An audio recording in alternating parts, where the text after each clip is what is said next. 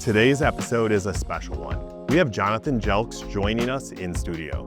He is a serial entrepreneur right here in West Michigan, someone who has led and built multiple businesses. I'm Mike Mulligan, a real estate broker here in Grand Rapids, and on this podcast, we focus on conversations with leaders like Jonathan in Grand Rapids and beyond. Real stories, real experiences, and perspectives worth paying attention to. If you want more episodes like this, make sure you're subscribed so you don't miss what's coming next. Enjoy the episode. All right, welcome to the Small Talk Podcast. Today we have a local entrepreneur, business owner, is into so many things. Maybe you've been to one of his spots or heard of him, but Jonathan Jelks of Motu Viget. Viget. I'm going to keep working on that one. And multiple other businesses, SIP in Alger Heights and some dispensaries out in Wayland. Welcome to the podcast today. I'm excited to get to know you a little bit and hear your journey about entrepreneurism and your love of Grand Rapids. That's pretty obvious. And then just maybe share some advice of people looking to get started. Absolutely. Well, first, it's an honor to be here. I really appreciate everything Likewise. that you're doing. I appreciate how you articulate your entrepreneurship and the opportunities that I think that you're building and creating for others here in the city. You make Grand Rapids a very, very attractive looking place and a place that people would want to invest. And so I'm really excited to share this platform with you today. Appreciate it, man. Nice to have you here. So it's easy when the city is so awesome. There's just so much to like. So, so let's get started. So you grew up in Grand Rapids. Yeah, we're both natives of Grand Rapids. We found that out in our initial meeting here this morning. I grew up on the southeast side of the city. Yeah. In the Baxter, Eastown community, and I'm an older millennial, and so at the time when I was growing up, the neighborhood was it was beautiful, but it was tough as well, right? Grand Rapids is a blue-collar city. There's a lot of opportunities, but, we also have that grit. And so, I was exposed to all kinds of different things in my childhood, and a lot of those things just shaped the way that I, see the world. It gave me some perspective, it gave me some tenacity, and it gave me worldview. And so I really appreciate growing up over there on Sherman Street on the southeast side of the city. Yeah, there's so much over there, and you can learn from really any situation. So I grew up in Creston area, and then funny story, my wife actually taught or worked at the Baxter Community Center when I met her, and even since then, almost 20 years ago, that neighborhood has changed so much. There's just so much to life over there. There's new construction coming. There's new businesses like you're putting up, and it's just the community has changed so much in the last few years, and it's really cool to see. So, Absolutely. So growing up, what were you like? Did you have businesses or paper routes? How'd you get your entrepreneur start? I think work ethic was instilled in me. My mom's a lawyer, and my dad's a professor with his PhD, and so they were big on making sure that you had your academics in order. Okay. They were big on making sure that you were well read and well studied, and they're baby boomers, and so in the times that they grew up, it was just important that you knew how to get out there and work. So whether it was shoveling the snow, or it was weeding the garden, Yep. or raking the yard. We had real responsibilities, my sister and I, and that was a part of what started to develop the routine and the discipline that I would later apply in some of these entrepreneurial ventures. But my dad was always big on you need to get out here and earn some money. And so we had a commissioner who lived in our neighborhood on Dunham Street. I grew up on Sherman, but Commissioner Bill Blickley, who's still alive, he grew up on Dunham Street, and he owned multiple different properties all around the southeast side of Grand Rapids, and he actually sold my parents their first home. Okay. And I worked on some of the properties that he had as early as 11, 12 years old. Yep. Yeah, so maintaining yards and, doing shrubbery and all that good stuff. And so my parents were just big on, making sure that you were active and you were doing something that was meaningful. That's similar story here. I was at 10, 11 years old. I was mowing my yard, my grandparents' yard, my great-grandmother's yard, and I had a paper route, advanced route. There was just, from an early age, there was work ethic, and there was nothing was free, nothing was handed to you, and we had to do something to get it, right? Absolutely. So what was your first job? Where maybe you worked for somebody outside of your family. Yeah, so that was that. We did that for Commissioner Blickley for a few years in the summers. And then I got a job at CNC Bookstore, which was on Wealthy Street. I think the bank is there, or the juice bar is there now. I forgot the exact location, but it was a bookstore and also a place where there was a lot of African-American art sold. And so there was framing done. And so I was measuring and working on some framing with, an apprentice that was much older and more seasoned than I. Shout out to Arnie Smith Alexander, who owned that business. She was on the school board and has been active in the Grand Rapids community for a number of years. And before I started working at Meyer in the library, later on down the line, when I was in high school, I was at CNC Bookstore, and I was in middle school. Okay. Yeah, that's similar journey. Had my first job at 16 working at Burger King, and did a good job there. And the manager left Burger King and actually asked me to follow him to the hotel that he got a job at. And I think, that it's really important for older people to take time and teach kids those type of life skills. There's so many younger people that don't experience that kind of thing because their parents don't think they need to, but it does kind of shape their future, right? Absolutely. I mean, you have to learn how to work, even in the times of AI. You need to know how to problem solve. And if you don't learn those skills at very early ages, and you become dependent on all the other tools and resources, it can handicap you down the line. And so I think, one of the things that the younger generation needs to know is that, instant gratification is cool. It's actually awesome, compared to when we grew up. Like, I remember having to wait for months for a show, a cartoon, to resume where they left off on the cliffhanger. And sometimes those cartoons would start all the way back over again, like Dragon Ball Z. It used to kill me, man. And there was no record button. No record button. And the only way you could access the shows if you were going to buy, the VHSs or DVDs from Japan and stuff like that. So we had to wait a long time, and that made you mature differently, and it made you approach problem solving in a way that I think is important. And so I think it gets lost on young people today that, everything doesn't happen overnight, and that instantaneous success, if you have that, sometimes the burnout is equally as quick. Very, very well said there. My kids, I see it, right? Like, they expect everything to happen right away, and it's a lot to think about when you think back of how it was when we were kids and growing up and what we had, and but what the things that the new kids are doing, what they're doing now with their time playing video games and tablets, like, what are those skills going to teach them when they're older? I had to change oil growing up, right? Yeah. I fixed lawnmowers. My kid, I don't know how to do that stuff anymore, but my kids know nothing about that, right? So it's going to be interesting to see what they develop into with everything that they're doing now. Absolutely. Yeah, that's one of the entities that I'm most proud that we founded here in West Michigan is the Midwest Tech Project. And, we have a consultancy aspect, but our nonprofit, we really focus on creating those accessible pathways into tech and innovation-related industries. And Michigan being one of the great states of the union, we've been responsible for so many breakthroughs, obviously starting with the automotive industry.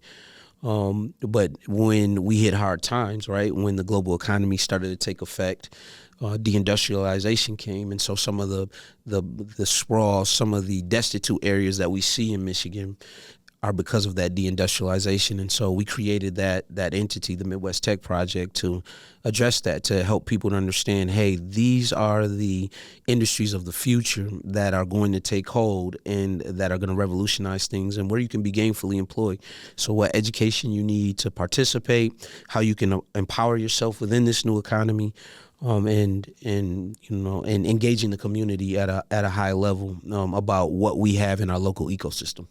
How are you connecting with the youth with that?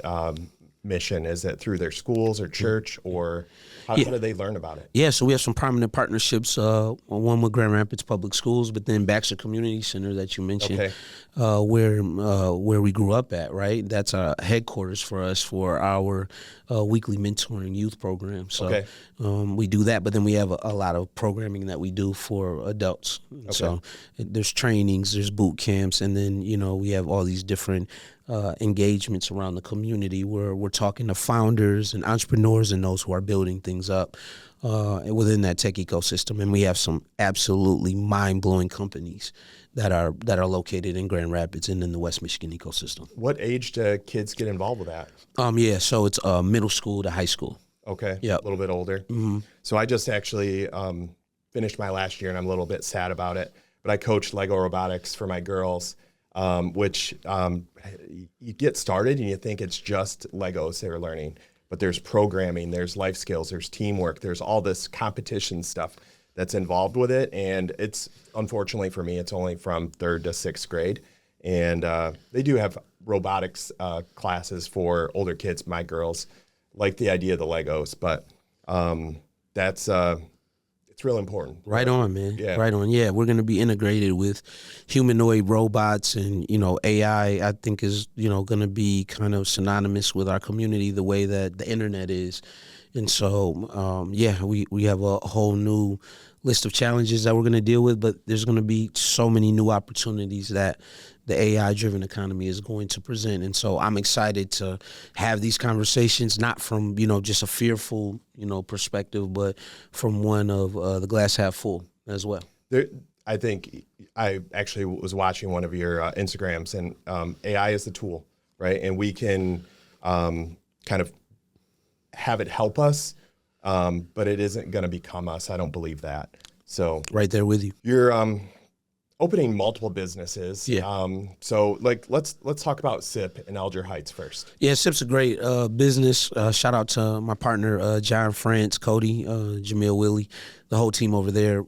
It just, came about. Alger Heights is a historic neighborhood. It's extremely walkable. Yep. It's got that old school feel. The people are really friendly and warm, and it's diverse. And, why not be, close to a Real Foods Cafe and, some of the businesses. One of the best breakfasts there. And then Old Gold. And, there's a concentration of entrepreneurship there. And we just want to be a part of it. And, the hybrid cafe liquor license business made sense to us because you can get coffee in the morning and pastries, and we can be community that way. But then at night we have cocktails, and you can be social, and we can convene, and it could be a nice date night or a quiet place to study, or we do live events. There's karaoke and things of that nature. So love SIP, love our staff there, and I really love the DNA and the fabric of that community. I haven't been there yet, and that's actually on my list. Alger Heights is such a cool community. It is very walkable, like you said. But the one thing that it's so far off the highway. Yeah, I think just to get to it, it has to be the purpose of your visit, right? You don't usually drive through Alger Heights. You either are going there or you're not. Exactly. Yeah, it's a destination neighborhood, but we want more people to come. But when we created that business, we had the neighborhood in mind, and we're one of the only cocktail bars that are outside of that downtown radius. So, I think that's pretty cool. I think probably a lot of cocktail bars are pretty dead in the morning, right? So you have this coffee aspect, which is kind of a cool idea. I've seen a couple of them, and I really like. I do like espresso martinis, so I think that's something I need to check out. Yep, we have some great NA cocktails as well too. For those who don't drink, we know some of our friends in Gen Z, they drink a little bit less than us old millennials and Gen X. So that's true. What about gluten-free? Yes. Well, actually, our spirits company, Motu Viget Spirits, we make a gluten-free vodka. Okay. Yes, and it's called Avani Supreme Vodka. It's made in partnership with Long Road Distillers over there on the west side. I love Long Road. I was just there for a cocktail class 3 days ago. And we actually had Kyle on a previous podcast. Shout out to Kyle, man. Yeah. Kyle and John, those are good friends of ours, partners, and we love those guys and really appreciate the product that we've been creating together. So they really understand bourbon they do. and spirits. So yeah, you're in the right place for sure. Thank you. And it's awesome that you partnered with another Grand Rapids business. So, Yes. and I know Long Road has a history of doing that with several other businesses. So it's cool to see that you're getting into that. So how long has that partnership been going? Oh, it's about 2020, so 6 years now. That's awesome. Yeah, we've known John and Kyle long before that, but yeah, that partnership has been going since 2020. Our spirits company, we launched it in 2019, though. Okay. And we partnered with St. Julian, which is the largest winery in the state of Michigan. Yep. And we have now 6 products.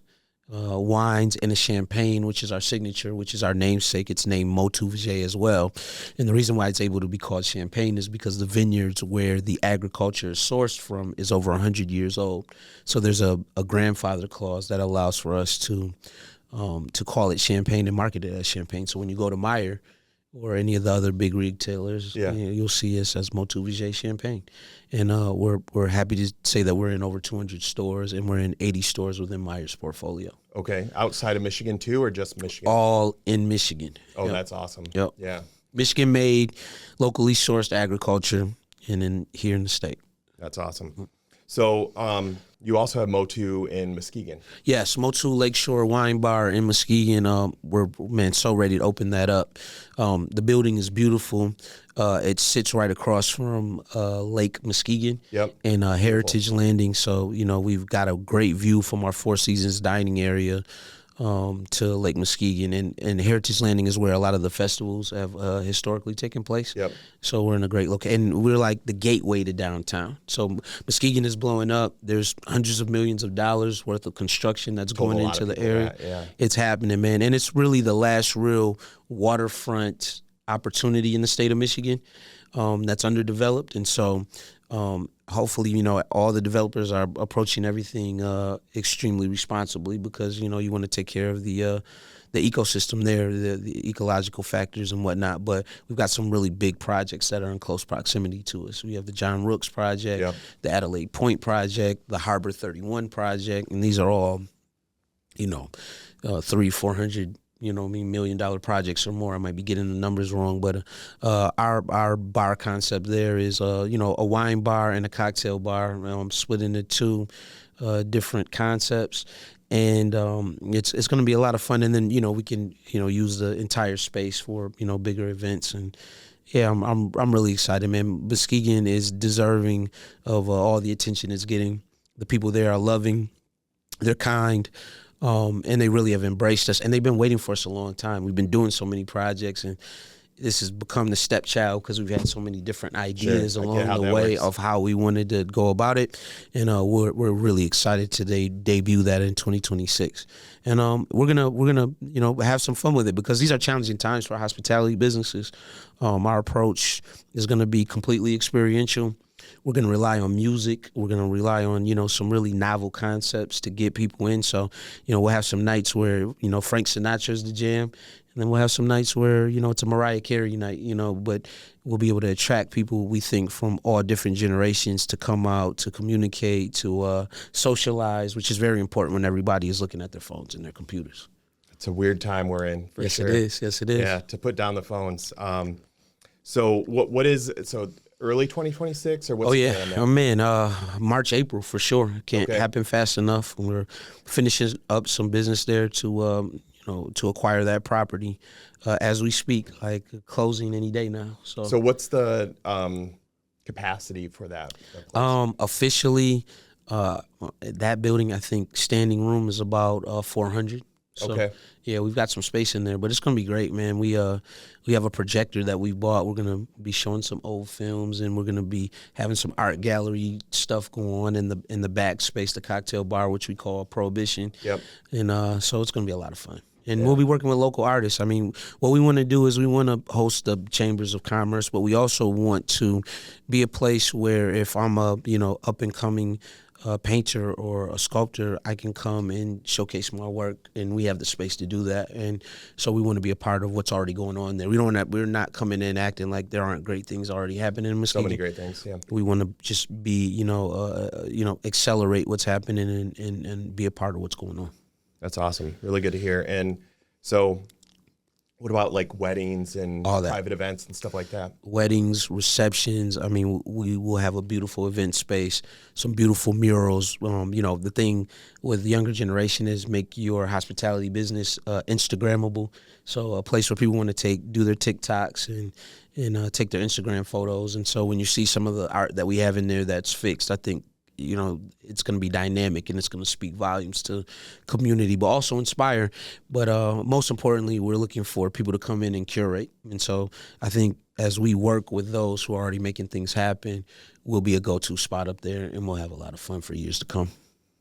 I think there's something unique about our generation, right? We're young enough to understand the importance of social media, but old enough to appreciate like the history and past that we have and to still be able to talk about it. Yeah. So that's cool that you're able to kind of blend that all together into one space that people can use. And I've been to a few weddings in Muskegon, and the Lakeshore is just awesome, especially in the summer. Yeah, it's majestic, man. So you also got some dispensaries, and funny story. Pardon me. Man, it must have been about a year ago. I have a cottage in Shelbyville, so we're back and forth between Grand Rapids and Shelbyville all the time. And my daughter's like, "Why is there a gas station billboard? Like, what's opening in Wayland? Why do they need a billboard for that?" And I'm like, "Oh, that's not a gas station. That's a dispensary." And I had to explain to her what that was. But how did you get into that? My business partner Jared Biggs is he's a genius when it comes to all things legalized cannabis. He is a unicorn. And he grew up in the like Caledonia area, and he knew the ins and outs. He was early, he was a pioneer, and he's a millennial like myself. He's a little bit younger than me. But he already had a grow operation going and already had the business momentum already ready for that. And he was like, we should collaborate on these things. And I was like, absolutely. And so started with the Botanical Co. out in Middleville. That was the first one that me and Willie, my business partner, collaborated with him. And then it grew into the gas station. And in the gas station, the good thing about that is it's the closest casino to a Gun Lake. Yeah. Excuse me. It's the closest dispensary to Gun Lake Casino with all the new expansion. That's important. Exactly. So we wanted to be close to that traffic and a part of the expansion. Obviously, we're all West Michigan guys. And, sometimes the opportunity is right here in the city for us, right? Like in Alger Heights with, the new stuff that we're doing downtown with Teller's Lounge and Trust. But in these suburban communities to the big city, right? There are very few dispensaries. Oftentimes in municipalities, there's a limited amount that you can have. And so when we were in Middleville, we were the first to market. We were the first dispensary there. So that gave us, market share. And then in Wayland, we were like, hey, if we get just close enough to the casino, we think we can, really express a real value proposition to the travelers, the folks on the highway. People will see us. And he came up with a dynamic name. The gas station. The brand is cool. The brand is super cool. The billboards are cool. So that's how it happened. And a lot of opportunities happen like that. You find good partners, you network, you meet good people along the way in your journey. And when an opportunity presents yourself, if you've saved a little resources or can put something together, you invest with people that you trust. And, all of that has worked out really well for us. Sounds like it. So what makes that succeed? There's been several other dispensaries in Wayland. So what makes you guys different? The je ne sais quoi, man, of our leadership team. It's all about having a great staff that's knowledgeable, that's educated about, the product, the plant. I don't partake myself, but I appreciate all the education that I've been given from the folks that work with us and work for us. And my business partner, man, he is just methodical in his approach to making sure that we're efficient, that we have everything in place, that things are tight, and that we have a staff that knows what they're doing at all times and is welcoming to the community. That's super important. So how do you find the staff? Yeah, man, you gotta interview people. Yeah. You got to go through the process. I think there's no way of going, or you can screen certain people out, obviously, but you have to pick that right team, and try to find, a group that's cohesive. And when you do, the magic happens. Okay. Yeah. That's definitely true in a lot of things. So what's one of the biggest mistakes you've made in hiring or in business? All types of mistakes, man. We've made as a team, as an individual, we've made tremendous mistakes. During COVID, we invested in a bar in Ghana. Ghana kind of changed its rules, and we're opening up to to spirits that were made here in North America. Okay. And then particular connection with the African American community. So they're encouraging African Americans to come and do business over there in Western Africa.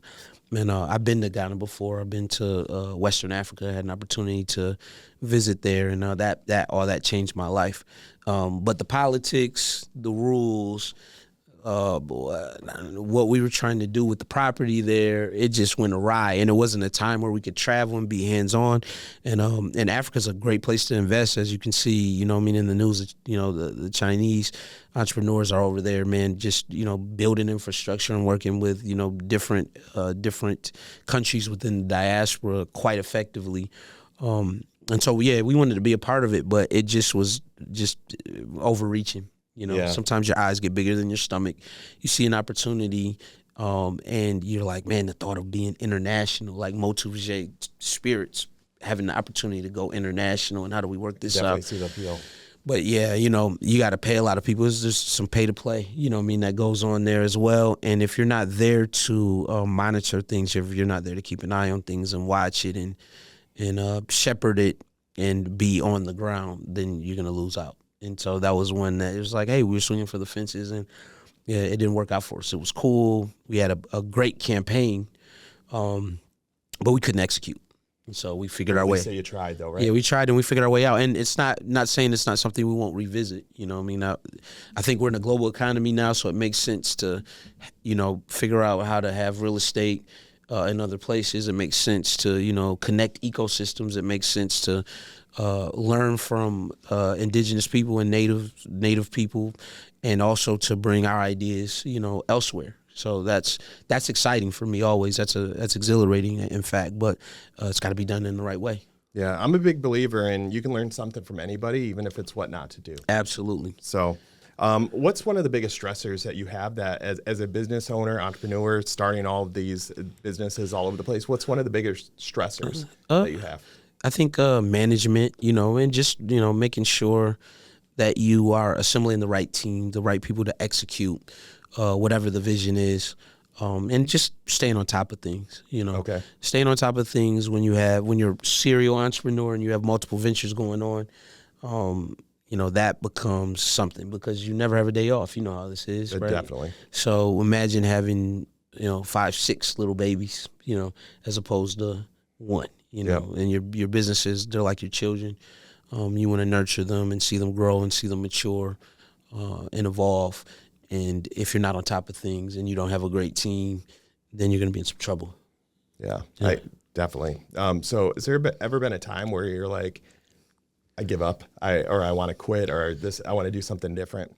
I think, those ideas and thoughts run through your head at least every quarter or so, you know. But holistically, no. I feel like where I come from in Southeast Grand Rapids, it instilled in me that, we just don't give up. We may pivot. We may learn from some mistakes. You're going to have some times where, things didn't go your way. You get punched in the mouth sometimes, and growing up in the neighborhood, I had a fight or two. So, I've been punched in the mouth. You punch back, you fight back. And so the key thing about entrepreneurship, if you really want to be a part of this, because it's a sexy, glamorous idea for folks that's very abstract, but when you get into the nitty-gritty of it, when you're having to do the numbers and you have to wake up and make sure that things are covered, that none of that is the everyday aspect of it. You find like your sweet spots and your silver linings within, the margins. But you have to be resilient, man. You have to be resilient, and you have to have fortitude in order to be an entrepreneur that's going to win. And so I'm just dedicated to that. I want to model certain things for folks that grew up like me. Yep. Knowing, the art of the possible, that you really can achieve anything. And so the giving up isn't really in me. Well, if a business doesn't work out, it doesn't work out, and we've had situations where we've walked away from things or had to pivot away from things, and that's a part of the learning experience. Very wise. Yeah, that's, I think, for getting started as a young person, I think it's hard to do things without mentorship or somebody helping you figure things out. And it's great that you have those opportunities. I even think, just being a leader at these businesses, you're rubbing off on the people that work for you. And hopefully one day they spread their wings and start something on their own, right? Absolutely.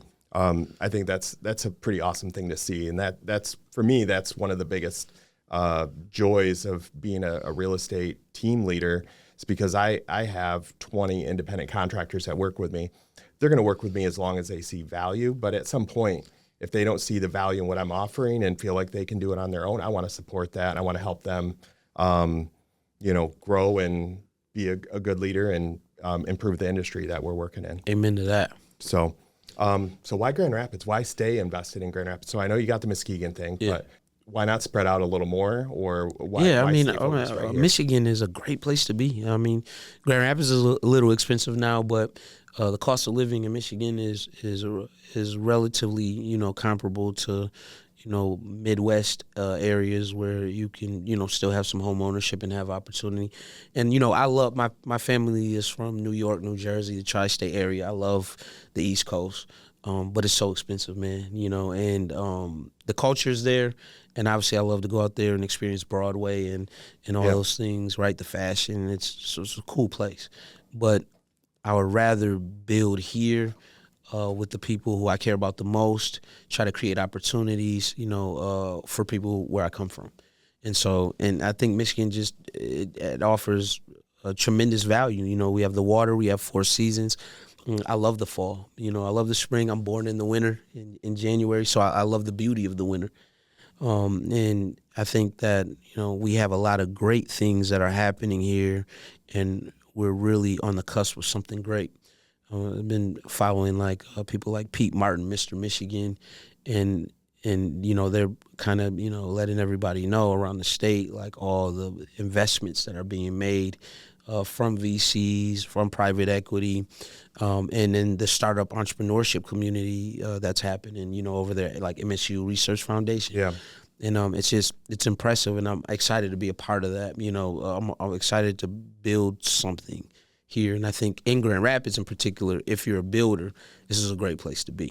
Because we have a lot of things. We're a big city with a small town mentality, so there's tremendous room for growth. Grand Rapids, we have that home feel, but we are the second biggest city in the state, so we're not small. We just haven't matured enough into our adulthood to become like a world-class metropolitan community yet, and I want to be a part of that transition. I feel like it's happening though. Like how has Grand Rapids changed since you were younger? The soccer stadium, the amphitheater, even the neighborhoods. I mean, Wealthy Street. I've always lived in that area, so that was like a foregone conclusion because you had the historic district, and if you think about it strategically, East Grand Rapids is right there, and then you have East Hills. And then you have Heritage Hill, and then you have downtown. So Wealthy Street's always been, a main, kind of street that has been alive with commerce. But Bridge Street has been completely resurrected. And, I have friends who've invested there, like Johnny Brand, and obviously the Long Road guys are on the Leonard side. But that west side corridor, Bridge Street, and then now Leonard is following it. Man, it's just changed overnight. I love going to Gin Gins, and then... you can get on the list. Exactly. Your name. I have some friends over there. Right. And then, going to Sidebar, it's that just... is the trick. Yeah, don't tell too many people that, though. I mean, all right. We'll keep best kept secret. But, no, we've got activity, and it's good to see another neighborhood that's not in the heart of downtown, but off of downtown, thrive and flourish, especially one with that kind of blue-collar background. So, the city's changing, and even us, we're our newest venture with our partners, with Chris and Nick and Brent and Tramel and Noah and Joey and all the guys. Teller's Lounge, Trust GR Restaurant, over there on Division. Okay. Yeah, Where, right. where division of where? Right next to the Harris Building. Oh, all right. Yep, that's our newest thing. And What's the concept for that? yeah, it's intimate. It's we have a great cocktail program, but the price point is super approachable, super affordable, Like but a very steakhouse or very tasty. No, on the restaurant side, no. More bar food, but you can book out the restaurant for private dinings and get that upper echelon experience. So we offer that through Chef Tremel, but no, the food is going to be much more, concise. It's tertiary to the cocktail program, but it's going to be tasty, man. You'll have to come down. We'll have to bring out the whole team. we'll check that out. So, and division's changed a lot, even since I was growing up. There were so many empty, abandoned buildings, and now you can't find one. And we want more to come. I mean, Rockwell Republic is down the street from where we are, and they're going. But it's great. A tech company is getting that, the array of engineers, and so it's going to be fantastic. And that's always been like historically an arts district, and even in our space there, it used to be the DAC, who now they bought the 4-Star Theater.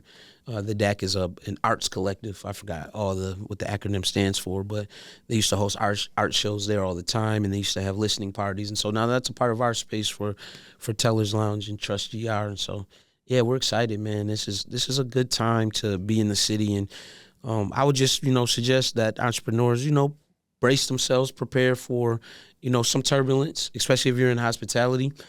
But if you're creating that experience and you're helping people to really know where you're at and how you stand out, and you do a good job of your marketing, you can still find great success. It's interesting. I think that's something I bring up to new real estate agents quite a bit. There's 4,000 real estate agents in the city of Grand Rapids. How are you going to make yourself stand out so somebody wants to work with you versus one of the other people? Because everybody knows a realtor, right? And I think you can kind of draw that comparison to restaurants. There's so many of them, but there's so many of them that don't bring that character, don't have that catering to experience or having a personality too. That's it, man. After COVID, you have to inspire people to get off the couch, get out their homes. And that's for anything, like networking events, whatever. Everything was more well attended, because we had different habits. And now, since COVID, people have really been inspired to watch YouTube at home or, be on TikTok. And it's like, hey, why don't you come out and dance at at IDC, at the Amway, as opposed to just dancing on TikTok at home. Yep. So it's like we gotta get that feel back. And then I think young people, at some point, there'll be a breakthrough and they'll want to have some more socialization. Again, there's only so much that you can do from here. I hope so. Yeah, it's definitely changed a lot. I ran a breakfast meetup. We met pretty much every Thursday for almost 6 years before COVID. Yeah. COVID came, and we tried it again, and only a half dozen or so people showed up. And then it kind of fizzled out. We're actually restarting that. So we got this networking group called Grand Rapids Network. We're trying to get business owners, entrepreneurs, people in to kind of share ideas. It's a small group. We're trying to keep it that way. But 15 to 20 people from leaders, young leaders in the Grand Rapids area, just to hear ideas and to share and encourage each other. Well, here's the key. You can't get opportunity from at home on the couch. It's like if somebody hits you up and they say they have a deal or an opportunity from LinkedIn, but you haven't broke bread with them or looked them in the eye or shook hands with them, how serious can you actually take the deal, So one thing that a lot of people are going to learn is that in order to truly maximize your potential, you've got to get out and, do as the politicians do, shake hands, kiss babies, let people get to know you, and feel your presence and see what you're really about. Because if not, you'll be relegated to whatever opportunities you can purely generate online. And I think, a lot of the areas where folks want to go, it still requires, that personal interaction. So people skills are still a skill. 100%. So where do you go to unwind or unplug and just maybe not one of your own spots, but just to kind of forget about the business life for a minute? Yeah. When I'm doing that, because usually when I'm out and about a lot, Then I'm at, all the local, cocktail spots. So I love Buffalo Traders Lounge. Those are friends of ours. So just different ones here in the city for sure. But to unwind, I like to watch TV. Okay. Yeah, I'm a big Sopranos fan. Different shows and movies and documentaries. There's just one that I'm getting into right now about the Titans of Hollywood. Things like the men who built America. I like stuff on history. Okay. I want to know how things were made. And just know. Where do you catch that one at? That one is on Netflix, actually. Okay. Yeah. So, but I have all the streaming platforms. So when I'm at home, Who doesn't? Right. Maybe 2 or 3 streaming platforms. All of them, man. Yeah. There's so much good content out now. So, that's how I unwind, or I'm reading. Okay. Yeah. What kind of books are you reading? I read business books. I read history books. I like business. I like history. Even occasionally, I'll throw some fiction in there. I get a good recommendation. So my cousin, I watched Game of Thrones on HBO, but he was like, the show has nothing on the books and the actual lore and, the language that they were adapting in the first few seasons that, comes from the books. And so, he gave me all the books for Christmas. There's probably not going to, that was one of the greatest TV shows, right? Game of Thrones. There's just so much to observe, right? There was just so many different character lines and stories that it's going to be pretty hard to top. But Absolutely. So absolutely. HBO, they had Sopranos is my favorite show ever. So it's just revolutionized TV. So I like the visual medium and, I want to do some film projects about the city, and invest in that. My dad is a documentarian himself. He's working on a project on Langston Hughes, the Harlem Renaissance author.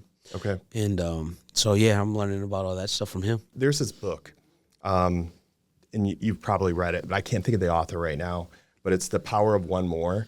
And so you know it. I've heard of it. Okay. The author tells a story about changing the dynamic of his bloodline. So it's basically he's that one person in his family that kind of changed the trajectory of his family and empowered his kids and his nephews and just changed it. And some of your stories and things I've read about you online kind of made me think you would like that book. I definitely got. It's on my shelf upstairs. I just can't think of the author. I'm definitely gonna take a picture of that. I think that my parents, they did a hell of a job, with myself and my sister, and the trajectory that they put us on was one to be able to take advantage of opportunities and to work hard to try to become successful.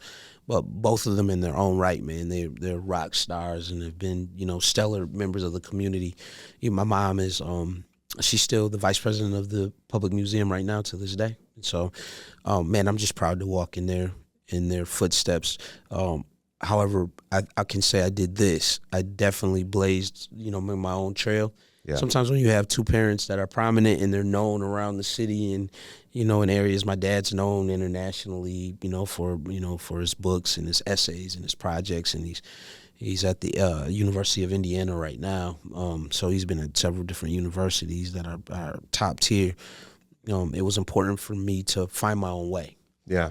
And you can do that, if you have, prominent parents who've made some impact, that doesn't have to be like an albatross on you. You just need to find what you're truly passionate about and lock in and and establish yourself. And so I was happy that, I did that. And I think my parents are happy that I did that. And, I gave them a little bit of the entrepreneurial bug since all my happenings.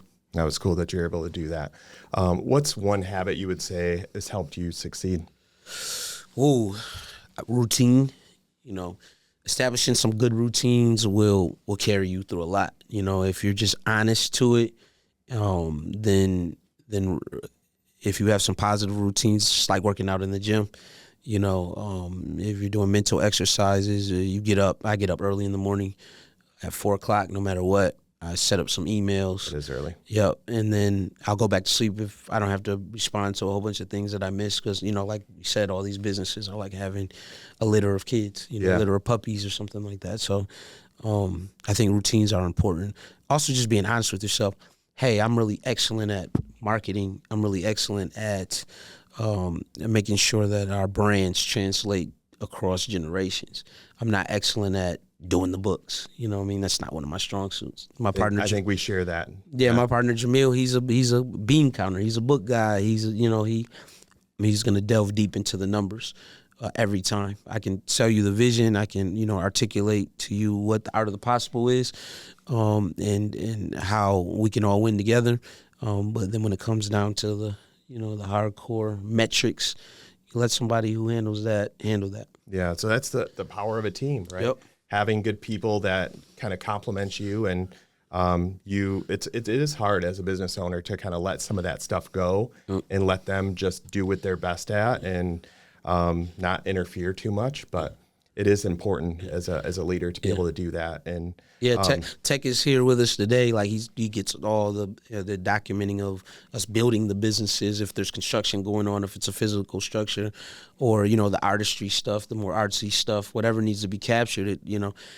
We can't do that. Like only he has the eye and the talent for that. We can weigh in on what we want captured. He'll see something totally different, and he has to have the space to add that in order to enhance what we're doing.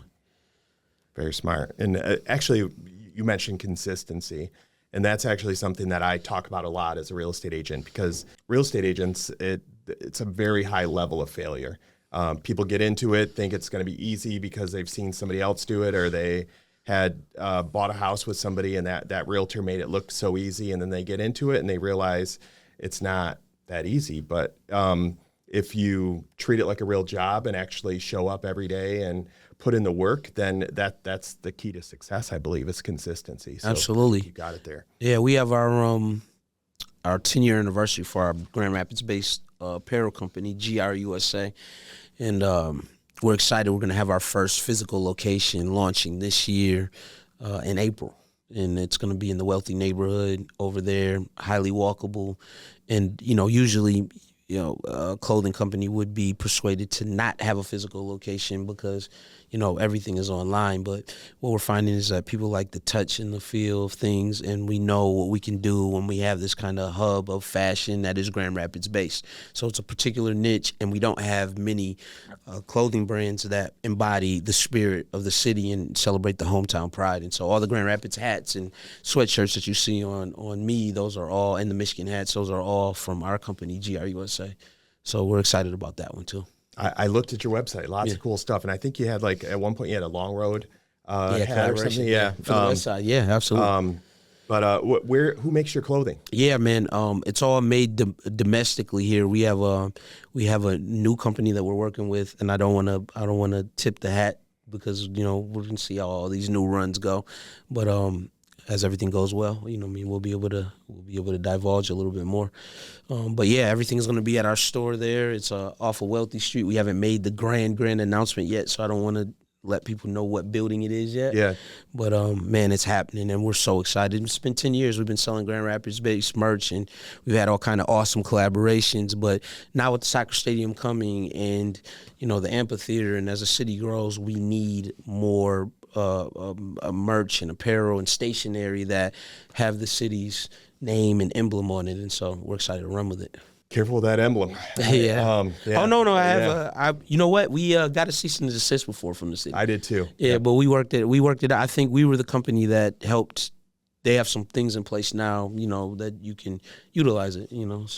So starting that Grand Rapids Informed Facebook group, which is that's you? That's mine too. Yeah. Oh wow, I didn't know that. I didn't know you didn't know that. No, I didn't know that. So Man, yeah, you're just full of surprises. So wow. Started that group in 2015, and through COVID it was pretty much nothing, right? Wow. And everybody's on that group. Now it's 250,000 people, and we need to do it. That's the networking right there, man. That is the networking. So that's part of the network, Grand Rapids Network. That's part of the advantage of being part of that networking group. It's like a BNI group, but more of business owners. We're not looking for. Thanks for letting me in there, man. I'm in privilege. We should talk about amongst the 250,000. I'm a much privileged company. So, but I mean, I'm lucky to have good admin that help me out and manage it every day, and we're always looking for ways to kind of promote this city, and that's actually why we do these podcasts. Sweet. to have content to share on there. I share a weekend video that we started creating. My marketing guy, Jeremy, who had the great idea of coming up with a video every week of like what's going on in Grand Rapids, promoting some local events. Of course, you're going to get the people that are upset that I didn't talk about their event, but there's so many good things happening in Grand Rapids. I can't possibly mention all of them. You guys are killing it. So, I mean, you guys are absolutely killing it. I've not seen this type of approach with social media from a company like yours. And so I'm excited about the city, and I'm inspired in the work that I'm doing when I see you guys. And so that's why I try to share it, anytime I see it on Instagram. In the other platforms. But that's fantastic, man. Appreciate that. And if there's anything we can do to help promote any of your companies, we'd love to do that. So absolutely. On to the fun part. Yeah. So what's your favorite coffee order? So if you go to Sip in Alger Heights, what's the thing that you get? A mocha latte. That's it. Okay. Yeah, it's too sweet, man. I got to stop this. I got to cut it out. I can't continue down this road, but it's so good, man. I'm in love with it. I'm big on the sugar drinks too, so I totally get that. Yeah. So, favorite wine? Favorite wine. Man, there's so many I love. I'm a dry red wine guy. I drink Malbecs. I drink some Merlots. I'm in that vein. I don't know if I could identify one that I've had many, man. I was in Colombia last year around this time, and had some great wines out there. Had some great wines in Mexico. I've been in Europe. I've had some great wines. Man, it's just too many But I'm all things Motu Viget spirits. And the times that we're in right now, shop Michigan made. Very true. What about cocktail? Cocktail. I'm a Hennessy guy. I like cognac. Okay. So I'll take different mixes, different blends, different cocktails, but I prefer cognac in mine. So just doing that long road class, Kyle introduced me to Aqua Vite. Oh, so good! It's crazy. It's so like the weirdest flavors, almost like a black licorice, like pickle and vodka all in one. It's the hardest thing to explain, but then you try it and you're like, this is great. There's some cinnamon in there. It's fantastic. I'm probably getting the ingredients wrong, but that's what I tasted, right? Fantastic. Love that. Love all things Long Road. Love all things Eastern Kill too. Those are my guys. I have tremendous respect for what they do with the craft as well. That's great to support local businesses, and I try to do that as well. So that's something we definitely have in common. So what about vacation spots in Michigan? Where's somewhere you go to? Oh, in Michigan. You know what? One of the things that are on my bucket list is to travel more in Michigan. I want to go to like Sault Ste. Marie and Sleeping Bear Dunes. These are like some places that I've gone as a kid. Maybe go up to the UP, but I'm not really the most outdoorsy guy, but I feel like I should experience more of what Michigan has to offer. When I'm in Michigan and I'm hanging out, I usually hang out in downtown Detroit. I'm not going to lie. I don't get there enough. Yeah. Downtown Detroit. I go there for concerts and mainly that's it. I've not even been to a Lions game yet. I'll tell you what, man. Dan Gilbert has done a phenomenal job with his investments in downtown Detroit. And I think its comeback story is like one of these stories that everybody should be talking about in the country. It's definitely a lot improved since I went to my first concerts there in like Eminem and early 99. Yeah. It was tough, man, but it's one of our great cities, and I love to see Microsoft down there and Boeing and just like recruiting all these different companies, whether from Silicon Valley or it's the resurgence of the manufacturing industry, the sports teams being back down in the heart of the city. It's happening. I was out there for the draft, and there was 1 million people. It looked crazy. I watched that on TV. We threw a couple parties with our spirits company in promotion of, and man, everybody was happy and it was friendly and it was so well organized. And so I'm big on Detroit, man. If any expansion that I would do business-wise outside of Muskegon, and I have an affinity for Port Huron, actually, it would be in Detroit. Okay. Good to know. Well, if you ever want to get to the Upper Peninsula, actually, I have a house in Mackinac City that I'd rent you. So I should meet you up there. Yeah, it's a lot of fun up there. So many cool things that are like going to Tequamanon Falls or Keokuk Falls or the island or the island. Yeah, it's just an experience. It's almost like magic, right? We like have to it, kind man. of time travel back. We have it. That's why I don't want to leave Michigan. We have it all. I think a lot of people ask me that, like, and I ask them the same question, like, why would you want to leave California? Yeah. Or why would you want to leave somewhere like Arizona where it's sunshine and like, and come to Michigan? But then I have to think to myself, like, why don't I want to leave? Absolutely. Right? And that's the same reason they want to come here. Yeah, we have everything. It's both, we have cities and we have rural areas. We have woods and forests. Like we have it. We have beaches. We have it all. The seasons too, right? Oh, the seasons. I mean, you're a winter guy. I was born in the fall, and so beautiful. I think fall is awesome to drive through the trees and see the colors change. And, I hate to say it, but it's the best season. Is it? I think so. All right. Because it's not too hot, and the colors, and I think fall is the best season. So, do you got any advice for someone wanting to get started in business, or who to talk to, or where to go to learn more about it? Well, I mean, first I would use all the tools that you have readily available.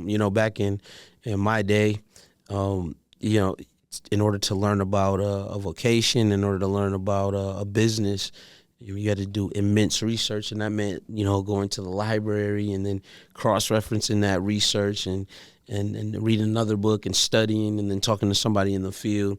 I think you still need to do all those things, except you have a computer in your hand and you can get on ChatGPT, and if you wanted to start a business that utilized nuclear energy, you could start studying about all the businesses that utilize nuclear energy right now. So an important thing is the technology is here. Utilize those tools for due diligence.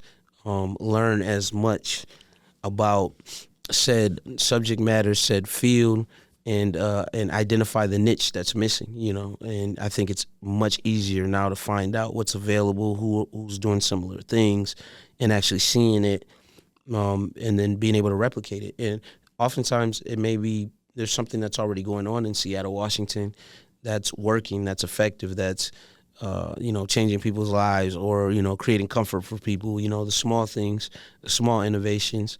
And it's just not happening yet in a city like Grand Rapids. So you can wholesale, lift an idea and innovate on it and bring it to your community, or you can come up with a new idea. All of it is achievable now in this age of technology moving at lightning speed. A lot there. So I do believe that there are so many missing pieces in Grand Rapids that could be started, but there is something to following your passions too, right? Like you got to have love for what you want to do. It's not just a chore or a task, right? Sure, yeah. There's two ways to get into business. Sometimes your passions can evolve and turn into a great business. Sometimes your passions are just your passions, and so you need to be able to differentiate and discern between the two. Because before you spend a dime and or your time, you want to make sure that you're assessing things the right way. And there's nothing wrong with, again, having failed endeavors or whatever, starting a rock band or like a music tech company that just doesn't quite get there, There's nothing wrong with that. I think young people need to be daring, and be bold. And I think the times call for bold action. But at the same time, you want to be practical and be a pragmatist as well, and have some gravitational pull, so you don't end up wasting too much time and too much money. And I think in years before, you didn't have the tools necessarily to assess that, but I think in today's time, you have a lot more tools that can help you out. Like, hey, is this practical, or am I on to something new? Not just bouncing it off your ChatGPT by your lonesome, but also then talking to people, who have done things. And one of the things that, we've been able to do is, partner up with entities like Start Garden, where we focus on architecting the entrepreneurial ecosystem here in Michigan, creating that referral process. So if you have a tech idea, you can go to Seamless Ventures, or you can go to Grand Action.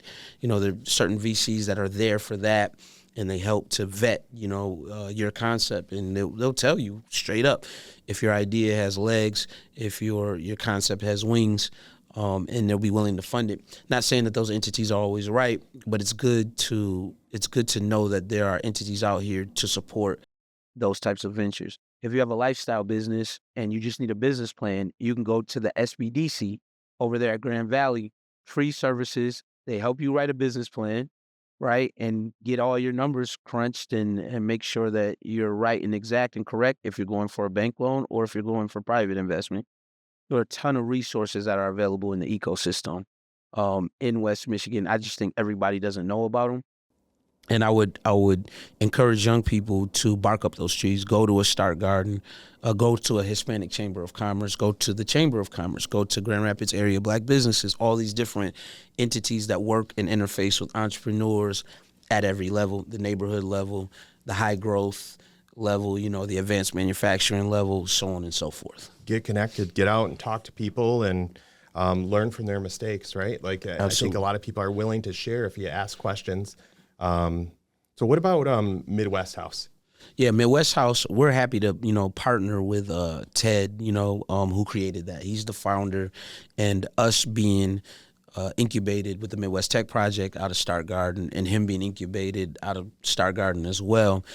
It's just a natural alignment and synergy. And I think what he's done has just been tremendous because he's taken that energy, which was First Michigan House, and just purely going to travel to South by Southwest as a conference, bringing Michigan creators and artists down there into a much bigger organization that is now bringing together Fortune 500 companies that are all based out of the Midwest. So connecting people from Cleveland with people in Grand Rapids, connecting people from Detroit with people in Chicago, and saying, hey, there are problems that affect our region, and there's money to be made in our region, and we can all grow together. And I think you've seen other parts of the country do this and be effective.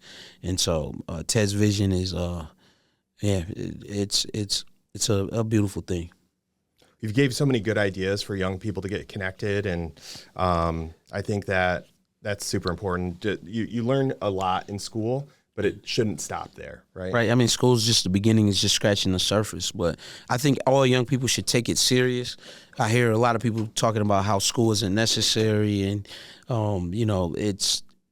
school has become mundane in a lot of people's minds because you can be self-taught. But I think there's something to learning those routines again. Being able to problem solve, being challenged. So, it's not just finding the answer, right? The trick in math is now, the calculator has been doing the computation for you. But the problem solving, being able to show your work, being able to get to that answer those are going to be the folks that are going to be able to really gain and benefit from, what's happening next. Understanding how the answer came to be. 100%, because now we have to solve more complex problems. Now we know the robots will do the manufacturing work. I mean, it's right around the corner.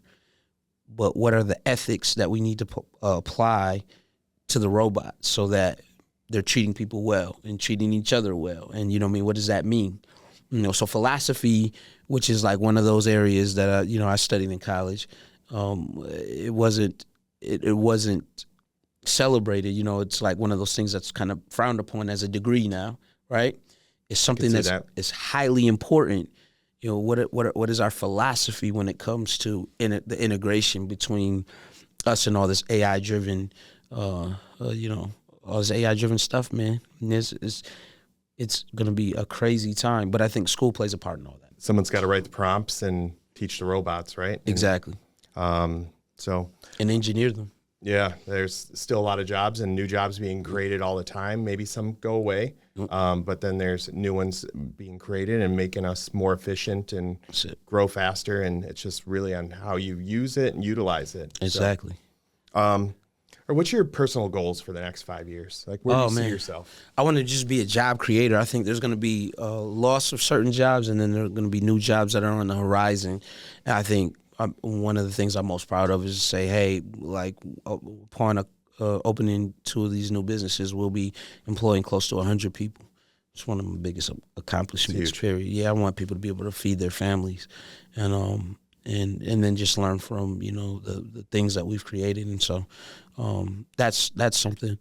I want to weigh in on these conversations. The tech ethics and all that stuff. I think it's important. I want to make my voice heard. I want to lobby for good policy. I believe that the United States is still a great place to be. Yeah. You know, I've been all over the world, and the United States still has my heart. You know, and regardless of what's going on, like whether people fall on one side of the aisle or another side of the aisle, the idea of America, the aspirations in America, the freedoms that we enjoy, that's really what makes us great. And, you know, I mean, the opportunity for everybody to have that upward mobility and have a fair shake. And, you know, it's not always been fair, but we definitely, I have been always a work in progress. And so I'm in love with that process. And so I still believe, you know, and I want young people to not be so discouraged and also to believe. And when you studied history, you see that we've had tough times before. That's why I'm big on the history stuff. Yep. We've had ups and downs and tough times and, you know, times when we were extremely polarized. But we always, you know, tend to come together and find a center. And so I'm interested in, you know what I mean, working with those who want to find that center as well. You know, not so much focusing on the things that divide us, but the things that bring us together, you know, and I'm a glass half full kind of guy. Wise words. Well, Jonathan, it's been a pleasure getting to know you a little bit, and it's obvious that you have a passion for entrepreneurship in Grand Rapids and teaching the youth and just empowering people, and really admire everything that you're doing. So back at you, man. This has been a super honor, and I'm so excited for the future. And you guys keep up the good work. Appreciate it, man. Absolutely. My friend.